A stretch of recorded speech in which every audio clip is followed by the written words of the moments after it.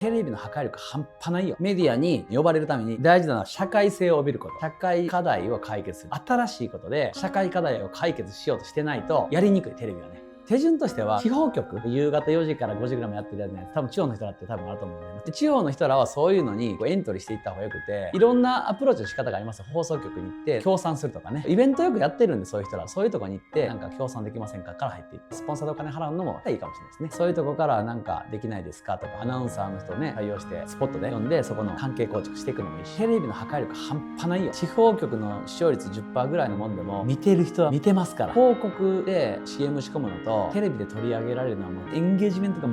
全く違う。テレビ局の人とかとのご飯だけは月に1回ぐらい食べに行くし、仲良くしてヘラヘラするんじゃなくて情報交換ちゃんとして、僕は自動車産業専門家なんで、業界の話、業界の動きとか、やっぱ日本では基幹産業だからね、流通は僕が一番詳しいんで、ちゃんと情報提供してる。で別にそれでテレビ呼んでくれとも言わないし、とにかく情報提供に努めるということはしてます。